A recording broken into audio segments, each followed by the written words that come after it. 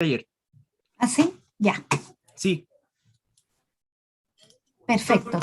Sí, ahí está. Ya. ¿Cómo están? Muy buenas tardes a cada uno y una de ustedes. Estamos muy contentos y felices que puedan estar hoy día, en esta tarde, con nosotros. Me presento, soy Daniel Halpen. Estamos contentos, no sé si se me nota, pero estamos felices de poder estar con una persona que es espectacular, como Michael Ungar. Es la persona que habla de la competencia tan relevante como la resiliencia para todos. Y antes de continuar, es muy importante que sigan, al como cuando uno va al cine y le dicen acá hay medidas de seguridad. Bueno, acá no hay medidas de seguridad. Sin embargo, sí hay medidas para poder entender y escuchar a nuestro querido speaker, a nuestro querido experto ya, y les tienen que sí explicar cómo hacer la traducción simultánea. Entonces, dejo sin más a Carmen Girón, que nos va a explicar cómo van a hacer ustedes para cuando hable nuestro querido orador en inglés, ustedes puedan escucharlo en español. Carmen, muy buenas tardes, buenas noches. Hola Daniel, ¿cómo estás? Muchas gracias. Tal como explicó Daniel, en esta reunión hay un servicio de interpretación simultánea disponible. Para eso ustedes tienen que marcar en la barra de herramientas de Zoom abajo un icono que dice interpretación. Tiene una forma de un globo terráqueo. Luego deben pincharlo y elegir el idioma español. Eso sirve entonces para escuchar todo lo que se habla en inglés traducido al español en tiempo real. Ahora la explicación en inglés. For those who are going to be listening to this event in English, you have simultaneous interpretation service available. At the bottom of your screen in the Zoom toolbar, you will find an icon that has the shape of a globe. You have to click on it and then select English. And that way you will have every message that is spoken in Spanish translated into English for you. Thank you. Daniel.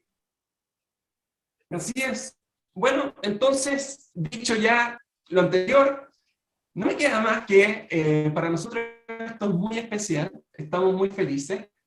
Cuando empezamos a pensar en este programa dijimos, ¿sabes qué? Vamos a tratar las mejores o las competencias más relevantes y vamos a escoger a los principales exponentes para ella.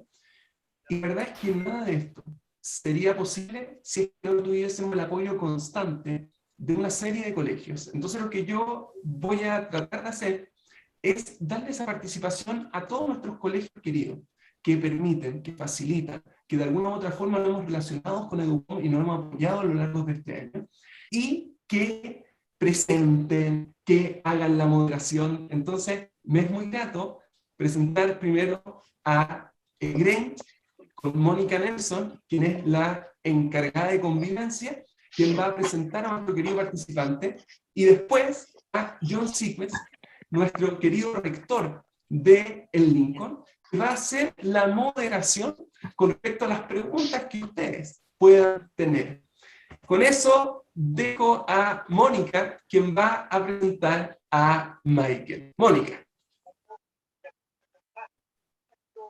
Yo voy a presentar al doctor Michael Ungar. Él es académico, autor de 25 libros y un reconocido conferencista. Su blog, llamado Nurturing Resilience, puede ser leído en la página web de Psychology Today. Si quieren conocer más sobre el trabajo de este gran investigador académico, que tiene mucho para informarnos, el doctor Ungar, pueden navegar, revisarlo en su página personal, que es www.michaelungar.com. Así es que ahí está la información. Muchas gracias y muchas gracias a todos por estar acá. Así es. Entonces, muchas gracias a ti, Mónica. Y ahora, todo toda la relevancia para Michael. Michael, ¿cómo estás? Muy buenas tardes. Great. Se supone que alguien debiese estar traduciendo. I am going to. I am hoping that you can now see my screen. Can I just get a thumbs up from Daniel or somebody that you can see my screen? Yes, your screen is okay. Then that is wonderful. Well, first of all, a huge thank you to Danielle, John, Monica. Thank you for organizing this. And I am absolutely pleased to be speaking to you from the East Coast of Canada in a city called Halifax. And I hope that you are able to cope with this pandemic. We've certainly had our challenges here in Canada as well. What I'd like to do this evening is talk to you a little bit about this idea of resilience, and very specifically how it relates to you as families, and of course, children, and even schools. But let me begin not with a story about the pandemic, but more about just a story that will help you to understand a little bit about where I'm coming from when I think about resilience. I'm a professor, but I'm also a family therapist. And a little while ago, I was working with a family, and what caught my attention was that the mother brought her daughter to see me, who was 6 years old. The daughter was 6 years old, and the mother brings her to my office and pushes her in front of me and says, "Fix the little thief." And you're looking down, and I see this very normal looking 6-year-old girl. And what had happened was that the family had recently moved to my city. The little girl didn't know anybody. She'd gone to school and was very lonely, didn't really make many friends or anything else. And she wasn't a bad child, so nobody really noticed her. Anyways, what she did was that she had figured out her own solution to her problems of being lonely and not noticed. So one lunch hour, what she did was she snuck away from the school. We're just going to have you mute. There you go. What she does is this little girl leaves the school on her own, goes across the street to a little tiny grocery store. And at the back of the grocery store, there are these bins of candies. Now, I don't know if you have this in Chile or not, but in Canada, you can go in and the children can open up these bins and pick out little candies and put them into a brown paper bag. And what she did was then she was able to sneak back out of the store with this bag of candy, went back to the playground, and began to give out the candy to all the other children. Well, of course, this works like a great solution. Suddenly, all the other children think she's wonderful, and they play with her, and they notice her, and everything else. And supposedly, she did this for 2 weeks before the principal of the school noticed that this little girl was doing something very strange, and that all the other children were always chewing when they were next to her. Anyways, and they figured out what she was doing, that she was stealing the candy to make friends. So what we did as a team of helpers, of adults, is we arranged a different way for her to have friends. And what we did was, in this school, there was a junior kindergarten for children aged 4 years old. Now, this girl was 6. And what they did was, we arranged for the teacher in the junior kindergarten to come up to the kindergarten class, or the grade 1 class, where the 6-year-old was, and gently knock on the door and say, we need some help teaching the little children. And would this girl, her name was Ginny, would Ginny please come and help teach the little children? Well, Ginny then gets up out of her seat in this grade 1 classroom, and like some movie star walks out of the classroom going, excuse me, I have to now go and teach. We did this with her 3 or 4 times. And what it did was it changed this girl's relationship with her peers, not by having her steal candy to get noticed, but now what we had done was we gave her a positive and powerful identity. We gave her a sense of contribution or meaning of being in her school. We gave her some real responsibilities for younger children. And all of those things, which are part of making a child resilient, was given to this girl so that she didn't have to choose the stealing of the candy. She could instead basically find her resilience in a more socially desirable way. That story has stuck with me as I've tried to understand resilience, because actually I travel the globe. I have partnerships and research partnerships all around the world, not in Chile at this moment, but in other central, in Brazil, in Colombia, San Salvador, Mexico, other countries as well. This picture you're seeing here is actually of a child in Cambodia. This girl is probably about 11 or 12 years old, and she is looking after her younger sibling.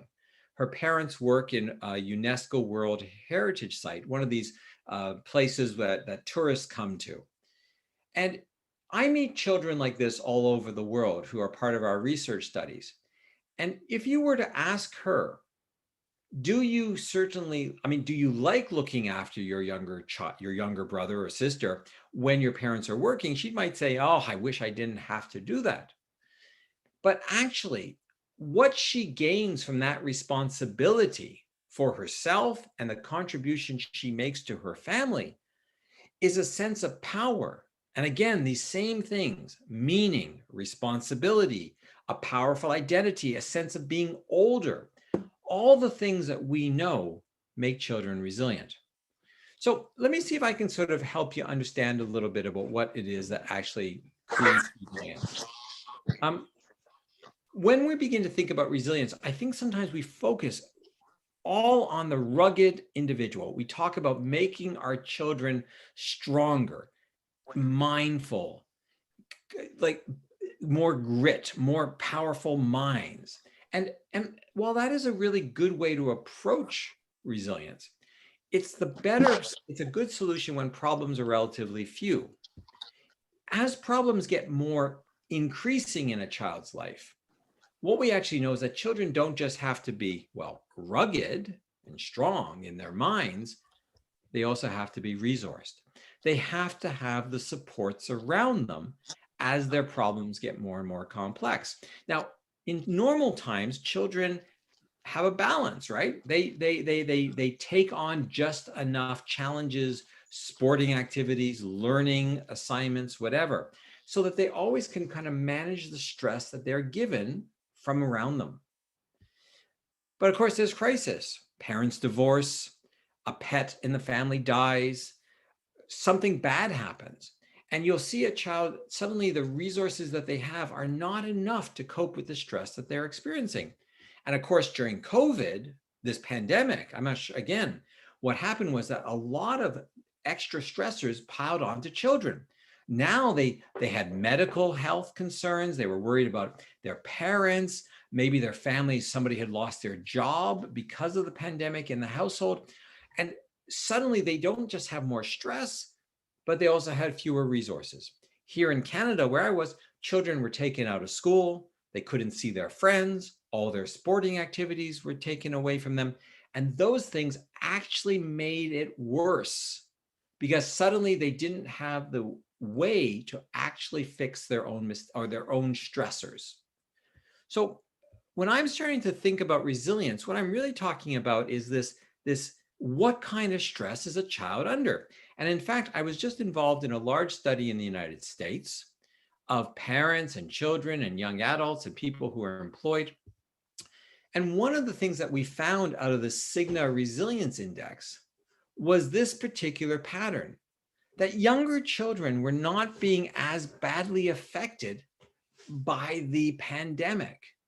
If you think about it, their lives weren't all that different than they were before the pandemic.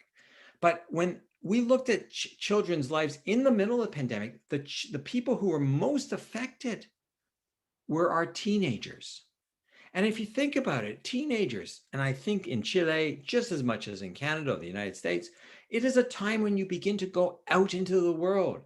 You start having friends, dating, girlfriends, boyfriends. You start thinking about jobs, going off to further your education, careers, jobs. All of that was taken away from our adolescents. And therefore, they were the ones who were the most stressed and showed the least of that sense of identity, power, control, resources.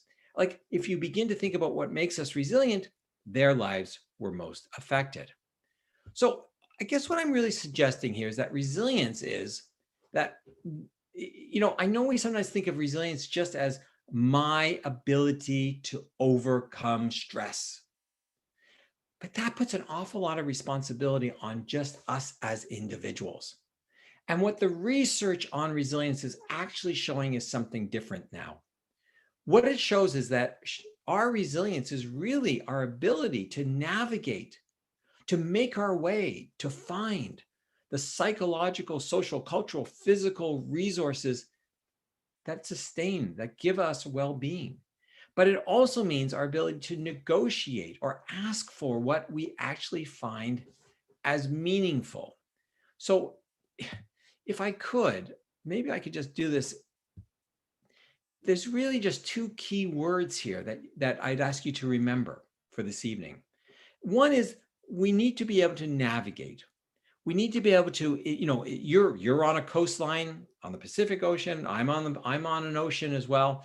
If I was to get into a boat, I want to be able to navigate. I want to be able to set my sails. I want to be able to set my tiller. I want to go in a direction. But what's the point of navigating into the middle of the Pacific Ocean if there is no island to land upon?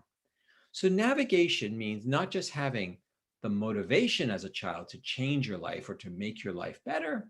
It's also about having places to go, sources of support that will actually help your life to be better.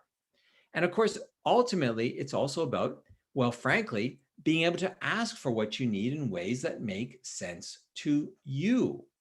So, for instance, let me give you an example.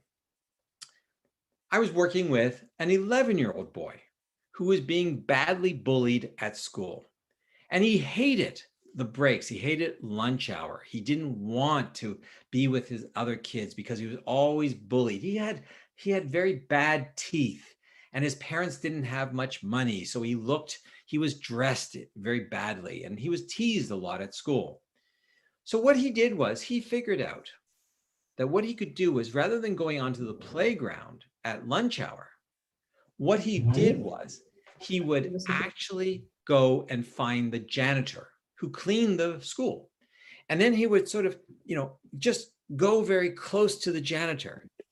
And because as long as he was close to the janitor and the janitor's shadow, none of the other children would tease him, of course, because there was an adult there, right?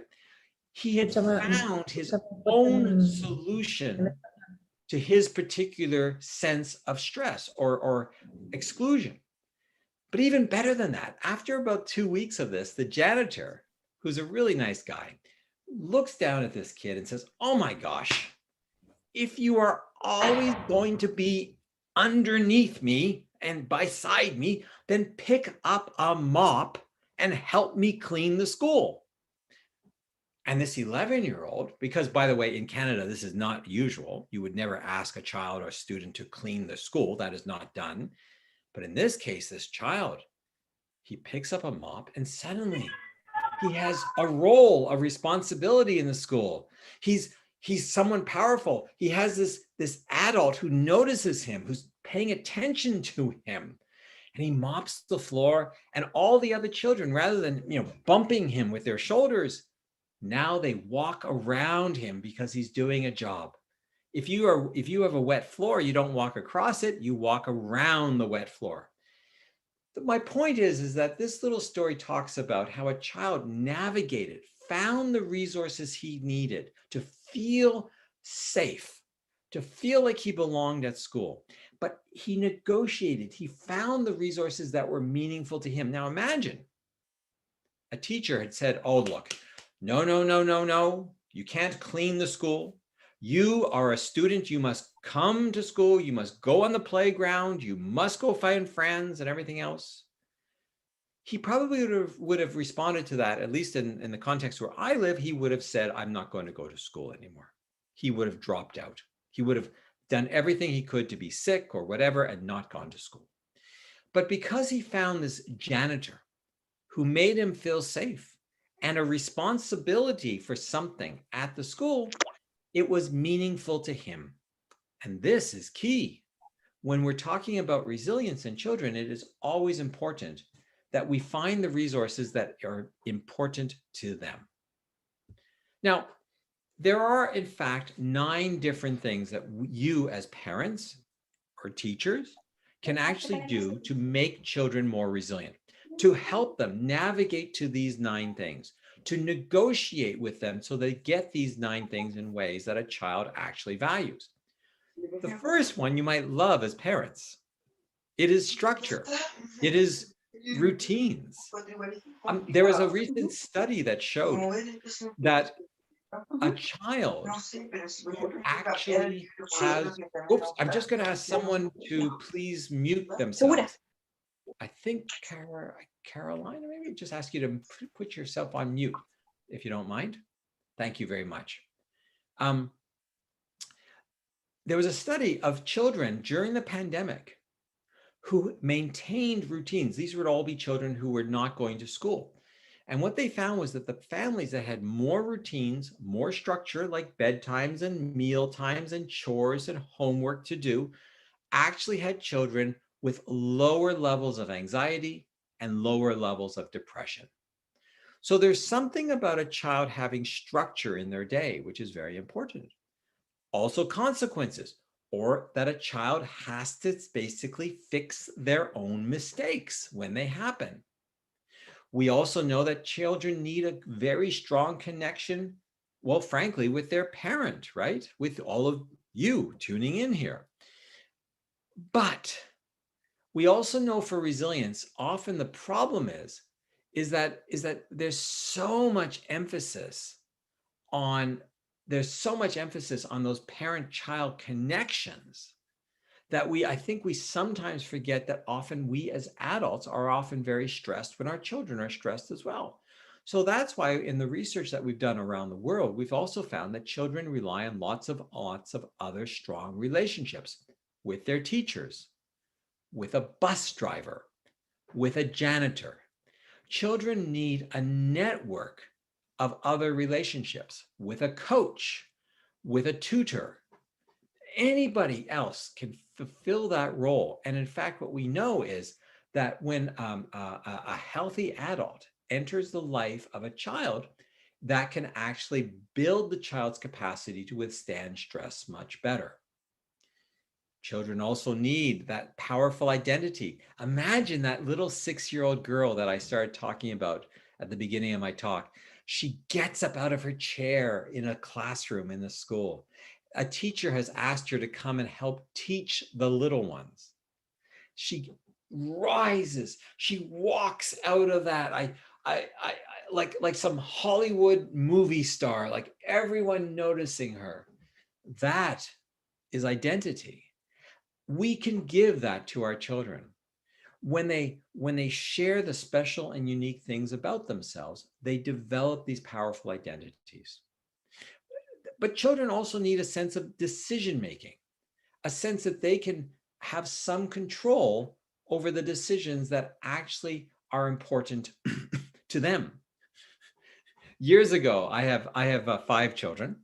When my eldest son was just 10 years old, he was refusing to help set the table at dinner time. And I worked and my wife worked. And so, outside the home. So we needed the children to help contribute a little bit. Anyways, I would come home and make dinner. This was the routine. My wife did all the breakfast and got the children to school, and I would come home after school and do some of the dinner chores. And this 10-year-old child would always be, I don't know, gaming on the television or doing something to avoid his chore. And one day I said to him, that's it. I am fed up. His name is Scott. I am fed up. If you are not going to help set the table for dinner, I am not going to cook dinner for you. Well, he said, fine, I will make my own dinner. And I said, fine. as long as it is a healthy meal, you go and make your own dinner. Now, I know this might sound kind of shocking, but my point was I wanted to make sure that he could make decisions for himself. And what's more is I wanted him to feel, number 7 here, like he had a sense of belonging, that he was part of our family, and therefore also had responsibilities to that family. So he makes his little dinner, whatever. He brings it to the table. Afterwards, he has to clean up his own dishes and everything else. The next morning, I asked my son before he went to school, I said, are you going to contribute to the family and set the table, or are you going to be an independent little adult and cook your own dinner? And he very proudly says, oh no, tonight I'm going to cook my own dinner. I said, fine. So I gave him a little kiss and sent him off to school. And that evening, I went to the grocery store before coming home, and I bought all the ingredients for his favorite meal. So when he finally came home from an after-school activity, the house smelled of garlic and meat sauce and all the things that he loved, lasagna, etc. And that night, he made his own little sandwich, and we, the rest of the family, ate a beautiful lasagna dinner. Now, you might think I'm heartless, but the next morning I asked him, Scott, are you going to do your chore and set the table, or are you going to make your own dinner? And my son looks at me and he hangs his head and he says, oh, I'll set the table. Now, my point with that is that I gave my son structure, a consequence that he could control, a sense of control, a sense of belonging in our family, rights and his responsibilities for others. I kept him safe. I didn't take food away from him. I didn't punish him.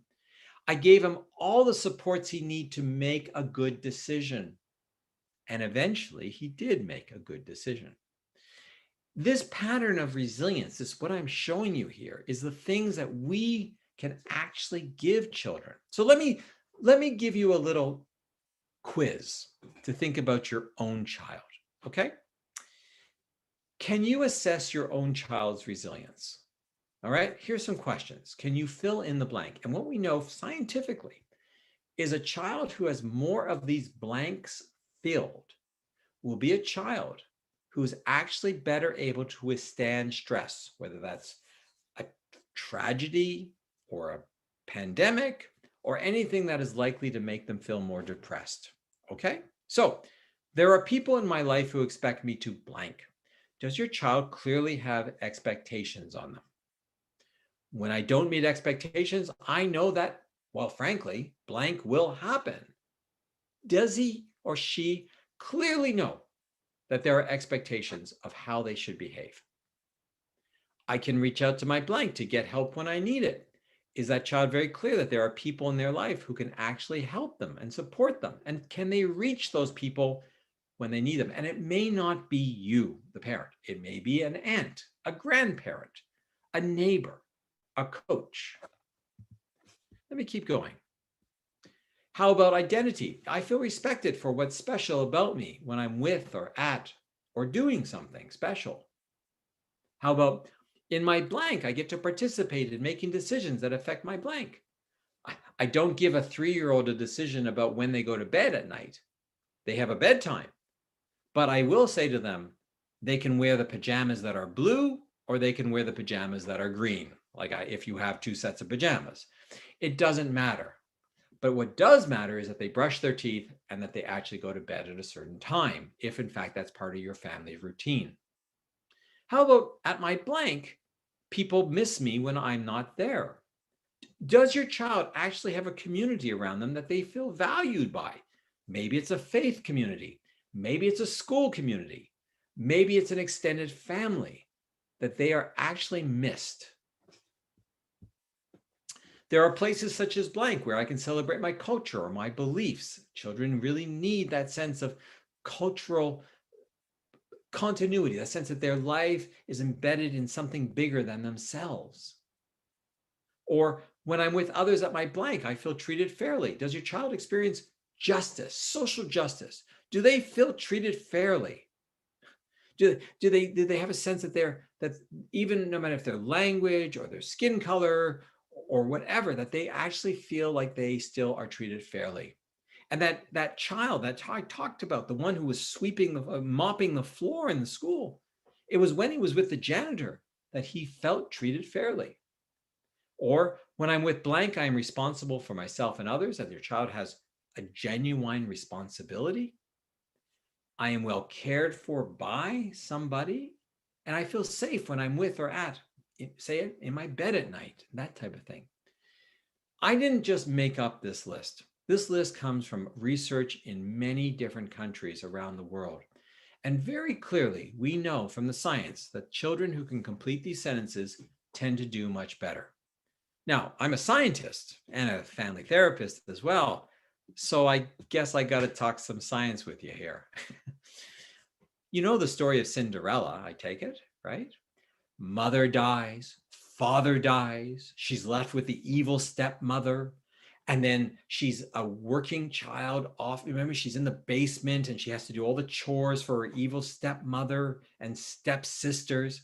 And then the fairy godmother, excuse me, comes along, waves the magic wand, turns a pumpkin into a carriage. Off she goes to the ball. She meets the prince and lives happily ever after. I mean, if you think about it, it's the Meghan Markle story. I hope everyone knows the story of Meghan Markle from the United States that ends up meeting Prince Harry. And anyways, I'm assuming that story is global enough. But back to Cinderella. We focus so much on Cinderella. We call the story Cinderella, but it's not actually about Cinderella.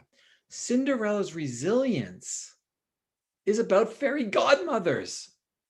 Without the fairy godmother, there is nobody to turn a pumpkin into a golden carriage. Without that fairy godmother, Cinderella never meets the prince. Which means, if I might, you all, as parents to the children in your lives, you are their fairy godmothers, or if you prefer, fairy godfathers, if you prefer. And that changes. This idea that Cinderella does it all on her own, that is not what the science of resilience.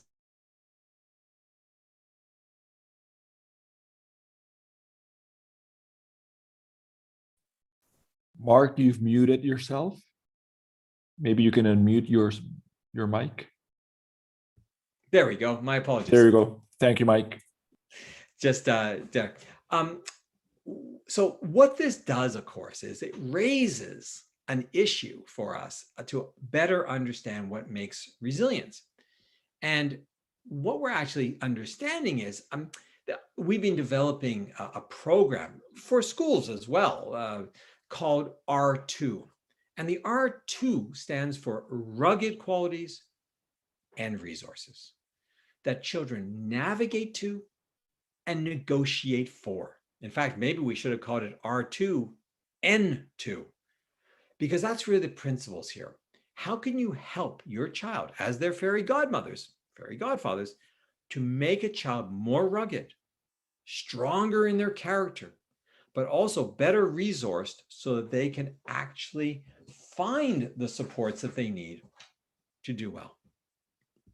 Now, let me be a little more specific, if you will.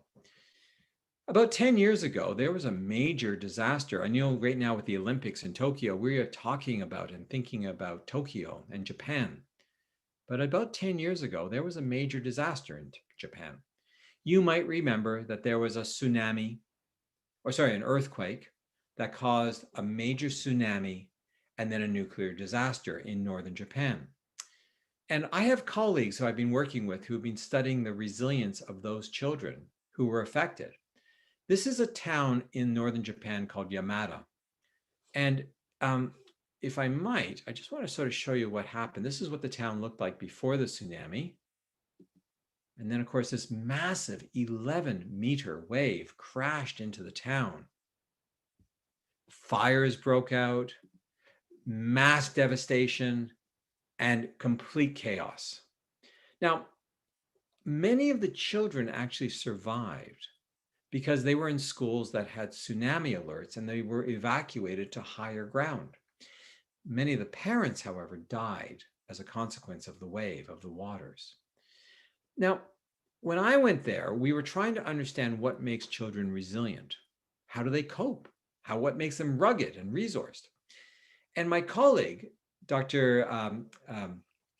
Akiyama, was very helpful, taking me around. So this is the same town after all the garbage, all the destroyed buildings was taken away. What you're looking at is not a school. What you're looking at is an after-school school. The not-for-profit, the NGOs, the non-governmental organizations, the aid organizations that came to help the children after the tsunami built places like this.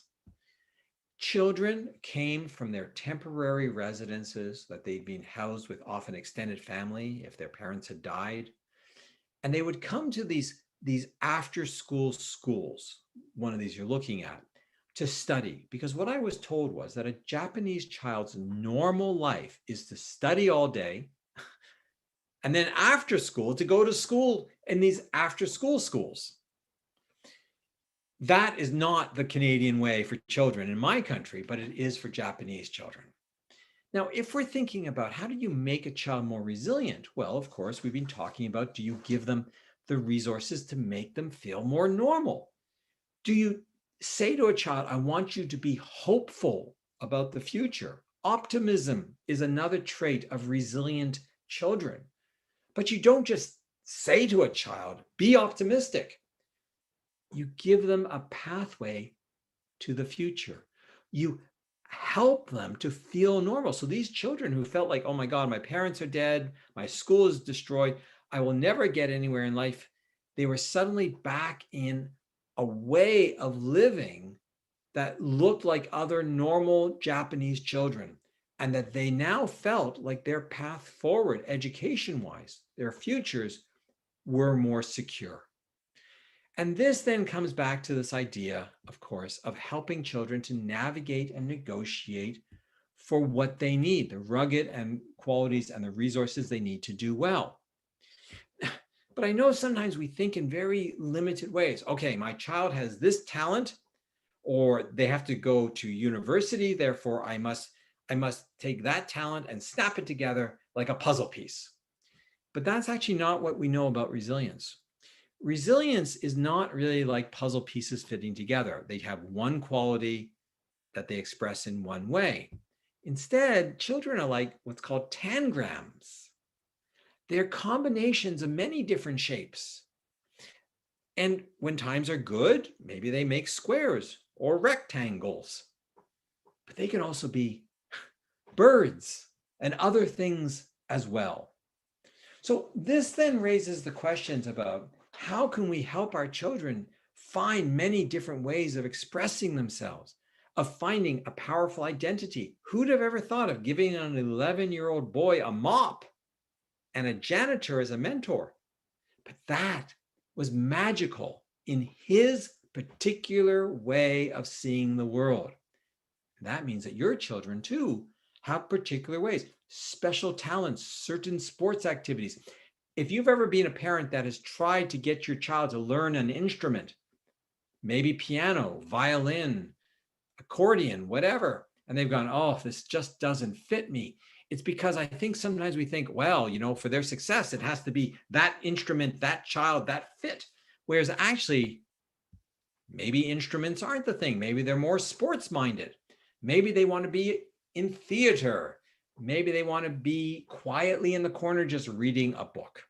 And this is really the story of what makes children resilient. Now, if I might, can overprotected children be resilient? Because I'm kind of talking about giving children lots of different choices. And unfortunately, we have an expression here in Canada, certainly, about snowplow parents or overprotected parents who bubble wrap their children. And if you think about it, those parents are taking away from their children the very opportunities they need to do well in life. They aren't giving them enough stress to experience all the challenges and the responsibilities that they need to grow up well. And I got to tell you, we are seeing a spike in hospitalizations and emergency room visits amongst our children who are showing more and more anxiety and depression in Canada. Over the last 12 to 15 years, this has become an epidemic, not just during COVID-19 times, but even before. So let me give you a quick little exercise. That's a picture of my own daughter. One of my daughters coming out of the forest, being a wild animal. But when I meet parents who are afraid to give their children responsibilities or to let them out of their sight, to let them go on sleepovers, they're always afraid of, they do everything for their child. They're overprotective of their child. I always say, okay, just a second. When you were growing up, did you take any risks? Did you have some responsibilities in your life? I always start with that question. And then I say, well, taking those risks, did you learn anything? I had one parent recently say, oh yes, I'll never date a guy like that again. We learn things by taking on responsibilities. We learn things by taking on risky situations. And of course, were those lessons helpful or unhelpful to you later in life? And inevitably people say, yes, they were helpful to us. And of course, then the question I always have for parents who are overprotective, who refuse to let their children, I don't know, ever cook a meal, ever pack their own soccer when they go to play football, and they won't even let the child pack their own gear. The child's 12 years old and the child still's mom or dad is putting the gear in a bag. And I'm going, what craziness. Give your child those genuine responsibilities. If they fail, they fail. So I always say, okay, look, you had risks growing up. How, if you are going to protect your child and you're never going to give them responsibilities, how will your child learn the same life lessons that you learned? And that becomes absolutely critical to their resilience longer term. I always say it's far better to offer a child a substitute, an opportunity to have an adventure than just trying to constantly suppress what they want to do. It's the difference of, I don't know in Chile if they have these still, but these are really dangerous because they thunk kids on the head. And even though, let's face it, kids love to get on these things and spin around and then get off and throw up and everything else. But anyways, one of the things we've been doing, I've seen around the world, not just in Canada, but many other countries, is they've replaced those other things with these. Still, there's an adventure.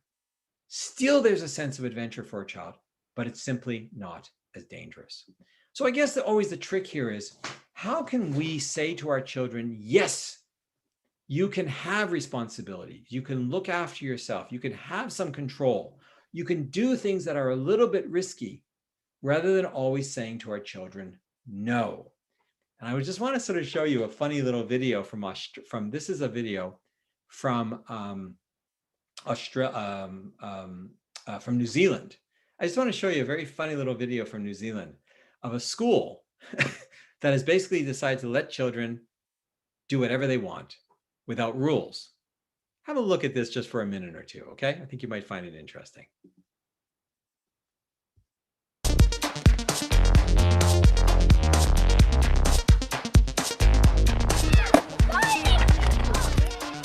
Here, on the outskirts of Auckland, students as young as 5 do whatever they want in the playground.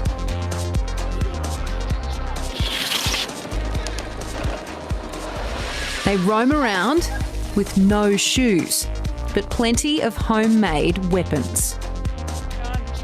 They climb as high as they can, and often higher. Not in secret, but blatantly, proudly. These kids don't care who sees. And there's basically no rules. Yeah, there's no rules, basically. Before school, the kids make the rules. Wait, please! Yeah! But in the 2 40-minute play sessions after forced food breaks, anything goes.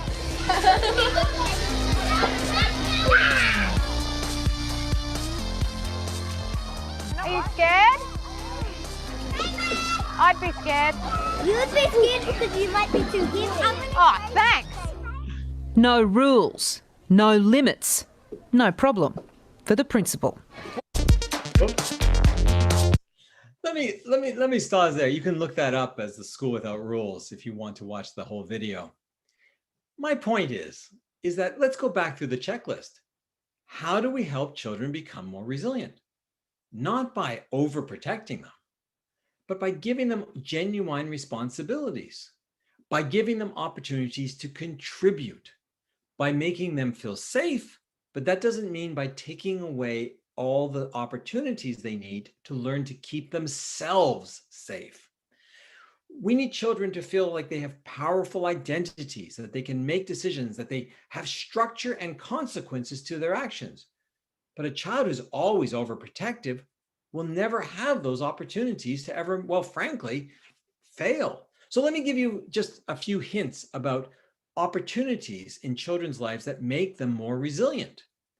Failure is okay, as long as they have the supports to fix their mistakes.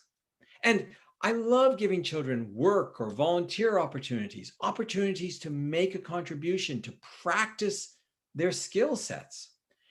Even dangerous toys like pocket knives and scooters, makeup, video games, etc.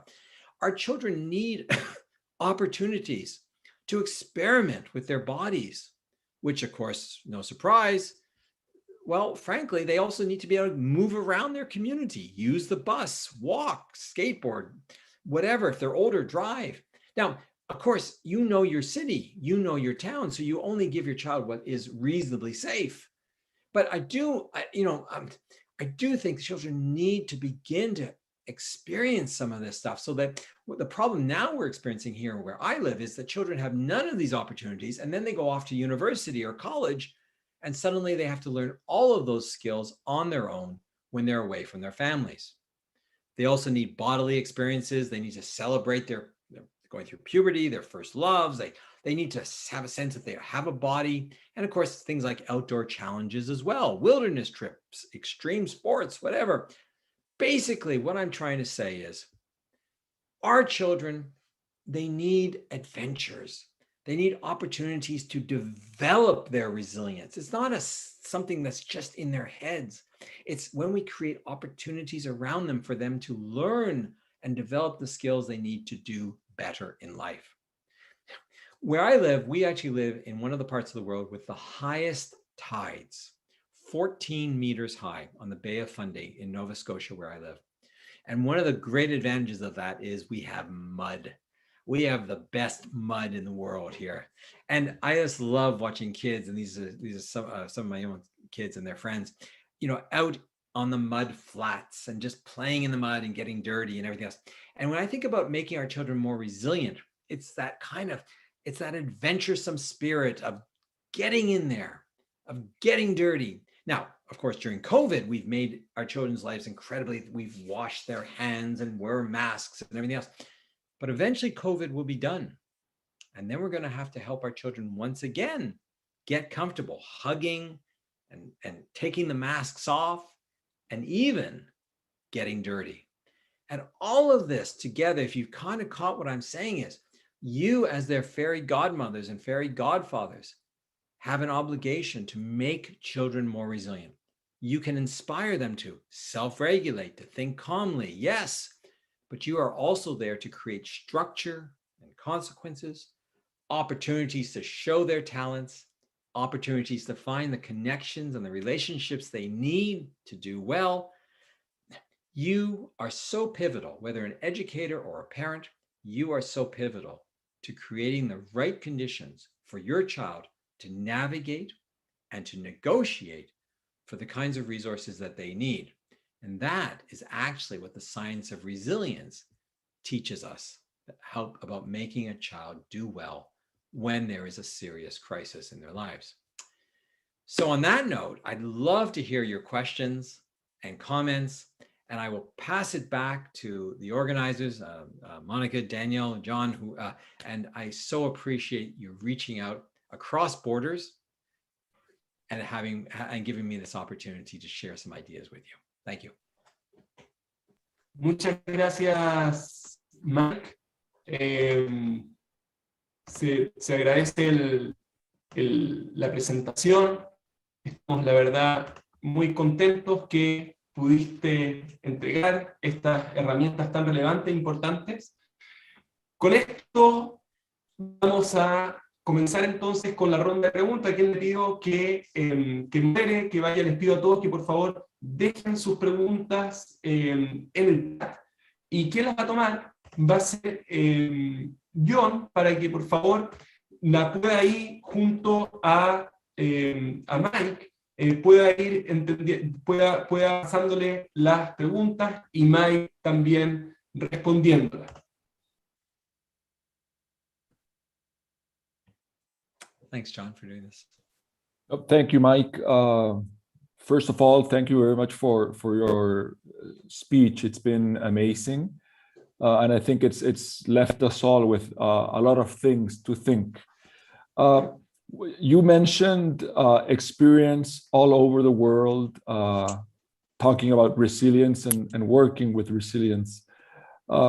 What would you say is probably the biggest difference that you found between Latin cultures and the American or Canadian cultures? I would say we tend to be more overprotective, maybe. Could you expand on that a little bit, please? First of all, on overprotection, I see that in many different cultures, in North America, in Asia, in China, in Cambodia. I see that same pattern in many different countries. What sometimes saves a child, however, at least from my experience with Latin American cultures, is that there is still at least a high expectation of the child that they do something for their family. The difference in North America, or in say the United States and Canada, is a child is given no responsibilities, but there's never an expectation that they will actually contribute to their family or look after their parents or be nice to their parents for that matter. And I find often the biggest difference is that, at least in my experience in Colombia, Brazil, is that children still see themselves as part of families and having some responsibilities to, making the family proud, that type of thing. So there's a little bit more of a collective tone. That's been my experience. I don't know if that's true or not, but sometimes I feel like in North America, the child goes, well, nobody needs me, and everyone does everything for me, and I don't care about them at all. And I don't see such selfishness in the children I've met in Colombia or Brazil, for instance. I would agree with you, Mike. I think you're right with that. We're waiting here for some questions. Estamos esperando a ver si hay algunas preguntas. Aquí hay una. María José Sepúlveda asks, thank you very much for your talk. Very interesting. What do you mean with consequences, or what do you mean by consequences? Sure. Thank you very much. It's a good question, because people often think about punishment. In Spanish, I take it you can distinguish the two words, punishment and consequences. Castigo y consecuencia. Punishment means I impose on you something that you've done. I must now punish you. I must make you feel uncomfortable, ashamed, wrong. Consequence, those don't work very well for resilience. A consequence says to a child, you have made a mistake. You have caused harm to yourself or someone else. How are you going to fix it? So let me be very concrete. When my son would not set the table and help with the chores of the family, the consequence was, then I am not going to cook you your dinner. I'm not going to take food away from you. You can eat, there's still food. But the consequence was that I am not going to be his servant if he's not willing to contribute to the family. The consequence was also one that he could fix. There was no punishment. I didn't send him to bed without his dinner. I didn't hit him. I didn't do anything like that. I simply said, here's a problem that you can solve. So you can cook your own dinner, or you can contribute to the family. And anytime you want to start contributing to the family, then I will cook you your dinner. it was within his control to fix. A different one, if a child is constantly unable to say they go to bed at night and they have their gaming system or their cell phone on, I often hear this from parents, then the consequence should be that if you're the consequence should be that you're not getting enough sleep. Sleep is really important neurologically for little brains to develop. If you can't self-regulate and close your phone down yourself, then I, as the parent, will come in and I will take that away from you. But the moment you come to me and say, look, Dad, I have a plan. Okay, I can now self-regulate. I can turn off my phone myself. I say, good. That's great. Here's your phone back. Let's try it. I come in an hour after they're asleep. If the phone is off, they have learned. They have already figured out their own solution. They have taken control and they have found a solution to their particular problem. If they can't control it, then I might in fact take the phone away or turn off the internet in the house or put on a passcode, a password that they can't get up on the internet or something. But my point is that a consequence should be allow the child to help solve their own problems rather than us as adults always imposing a solution on them. And that builds resilience longer term, because then the child has the skills that when something bad happens, like at university later on when they're outside of their house and something bad happens with a teacher, a professor, they know how to solve a problem. If we don't give them opportunities when they're this high to solve problems and make mistakes, then how are they going to solve them when they're this high? It doesn't make sense otherwise. Okay, thank you, Mike. Danielle asks, how can schools and homes work together in assigning responsibilities? Great question. There's actually, again, a lot of good research that shows that when schools and parents work together on solutions, the child is much more likely to have positive academic and emotional success. So the question hints at something that's super important, which is that the school and the parents do have to communicate. But it is about consistency, so that if a school says, if the child does not finish the assignment, they are not able to go on the school trip, or they are not able to attend a certain activity at the school. The best is when the parents say, this is a problem, child, that you have created. You didn't do your homework. Therefore, you have to go talk to the principal and explain that this has happened and that you have a consequence, which is that you will not then go on the school trip or whatever it is. What often happens, though, is that the parents do not support the school, or the parents have a strategy that the school will not support. As much as possible, what we know from research is that when there is consistency in the structure, the routines, and the consequences, when a child carries an identity as powerful from one place to the other and back and forth, when there's communication between the adults, children do better. Even if they, in the moment, say, I'm really upset that the school's stupid and you shouldn't listen to them and everything else. But the point is that they actually have better developmental outcomes when we collaborate. Okay, we have a couple more questions, Mike. Paula Ortiz says, thank you for the presentation. I am a sports psychologist, and in sports, resilience is a basic and vital factor. The sports experience can be lived in many different ways. Do you think that today's youth is less tolerant to frustration? Do you think that today's youth wants things immediately and can't wait? Today's youth is not patient?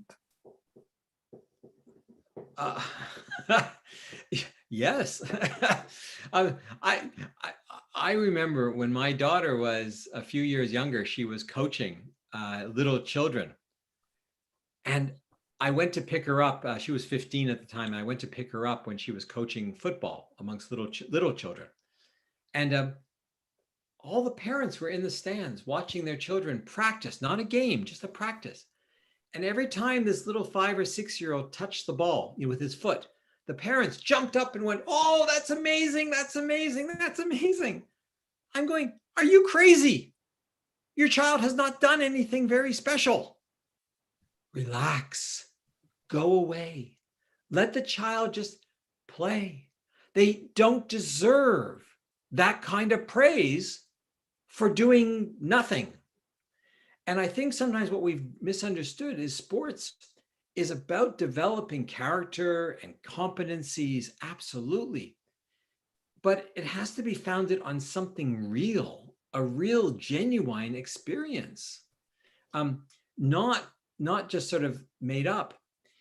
Also, I think sometimes, if I might, 2 things. One is, I think we sometimes forget that our experience in sports does depend not just on our mental health or mental toughness, but also on the supports around us.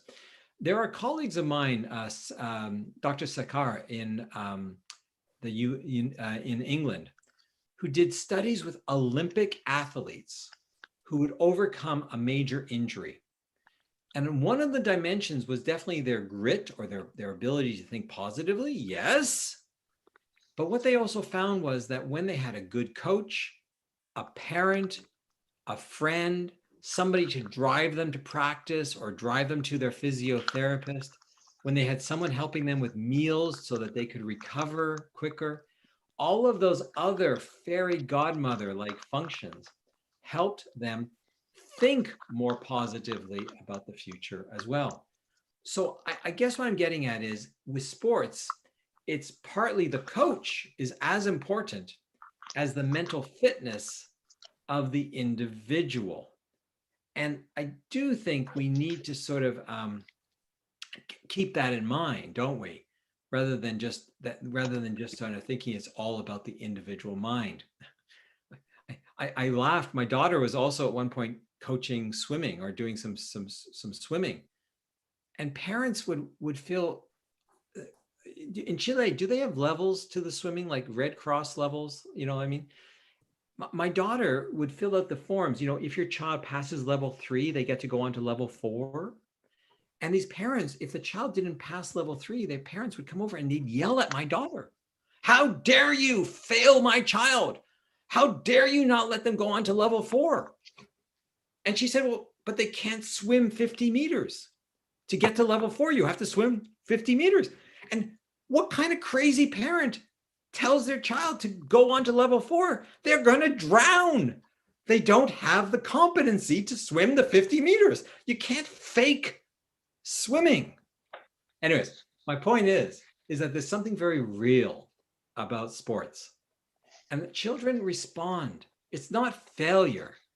It's that a failure just simply means an opportunity to reinvent yourself and find other talents. That is the magic of sports. I think we have time for one last question.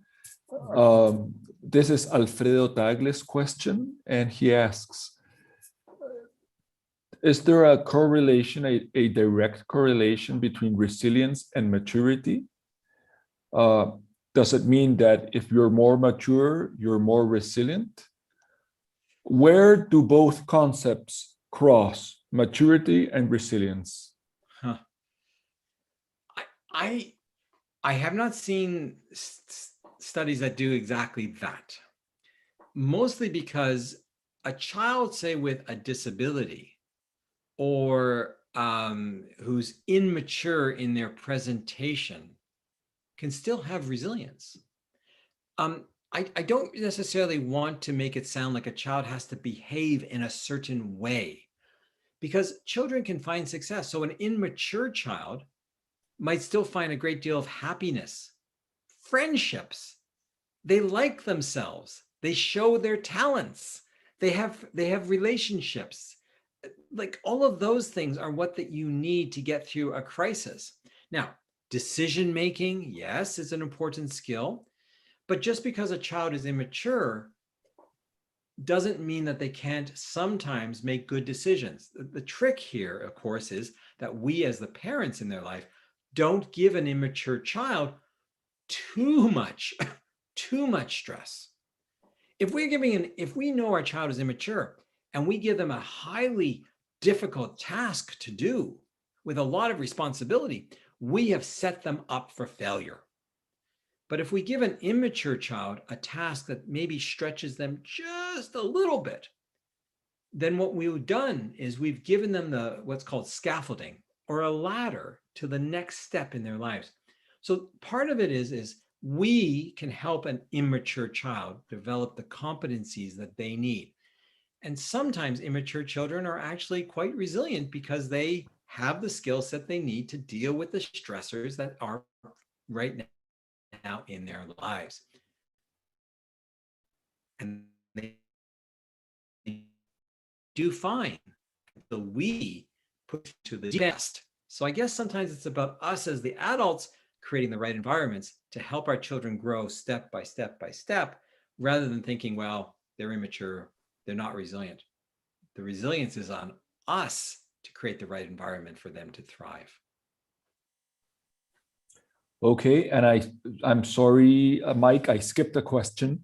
Sure. So this is the last one, and it's from Enzo Arias, and it's, how can we develop resilience in the classroom in order to improve learning?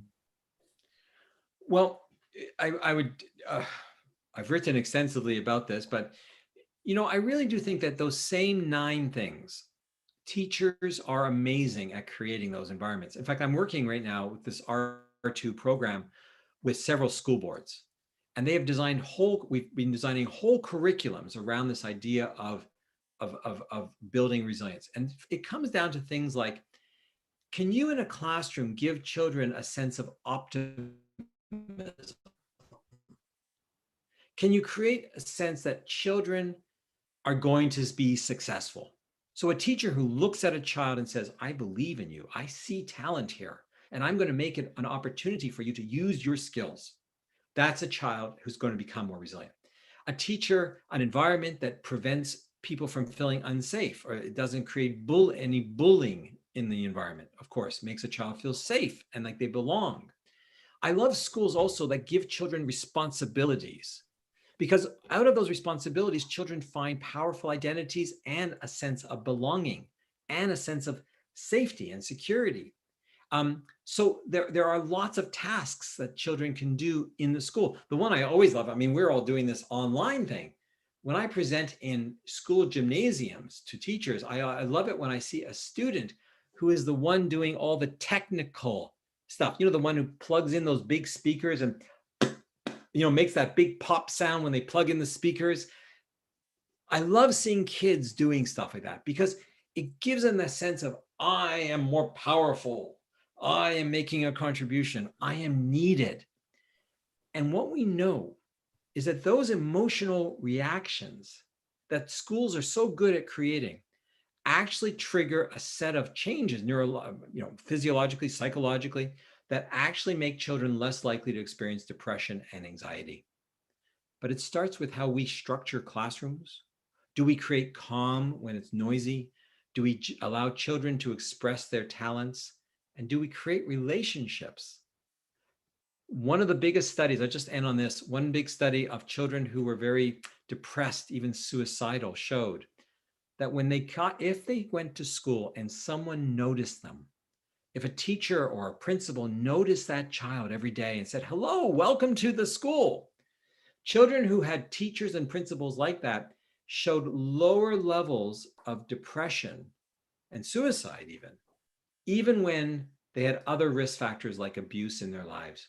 In other words, you as educators are the children's fairy godmothers too. That's a beautiful way to end your speech, Mike. I think I need to hand the mic over to Daniel. On my part, Mike, I appreciate it very much and thank you so much. It's been a pleasure meeting you. A pleasure to meet you too. Thank you, Mike, John, Mónica. Voy a hablar ahora entonces más fácil a Mónica también, que presentó a Mike. Nosotros estamos felices, estamos muy contentos de poder tener el apoyo de los colegios, de poder tener a gente como Mike. Para nosotros lo que hacemos, es lo que vibramos, tratamos de entregar la mayor cantidad de competencias, creemos que esa es la base de una educación que parta por los papás, para que ojalá junto a los colegios trabajemos juntos, como dijo Mike, en que haya temática en común y que se pueda justamente fortalecer una mirada que es cómo queremos tener hijos emocionalmente más sanos, más felices, más contentos. Solamente tomar un minuto para invitarlo, que el 1 de septiembre, si usted me pregunta a mí, yo he leído algunos de los libros de Mike y son increíbles. Pero ¿por qué pasó toda esta idea? Porque leí un libro que se llama Unselfie, que es de Michelle Borpa. Y ella va a estar con nosotros el 1 de septiembre, en los mismos canales, y de verdad, ella habla cómo desarrollar empatía en una época de pantallas. Los dejo invitados de ya, es tremendo concepto, cómo yo empatizo con el otro. Habla lo que explicó muy Mike, de ver las consecuencias que uno tiene, porque es muy difícil ver las consecuencias offline cuando mis relaciones son online. Y esa es un poco la idea, ese es el cariño de poder entregar competencias. Se adjuntó también la presentación de Mike, está ahí en el chat. También esta presentación va a quedar a disposición de los colegios en distintos canales, por si alguien quisiese, ¿no es verdad?, volver atrás a alguna de las ideas que dijo. Nuevamente, les agradezco en nombre de Educom, de que estuvimos con el Lincoln, con el Grange. Para nosotros son grandes socios en esto. Mike, un abrazo grande, cariñoso, de toda la familia chilena acá, por todo el conocimiento que nos diste. Muy buenas noches para todos, para todas, que descansen y nos estaremos viendo en una próxima oportunidad. Muchas gracias.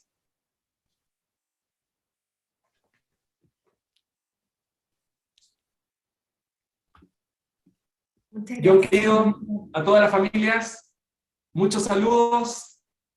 Mike, a real pleasure. My pleasure. Thank you My very pleasure. much. Muchas gracias. Thank you, Mike. Muchas gracias a Thank todos. you. Really Bye amazing. bye. Thank you. Gracias, Un Daniel. grande,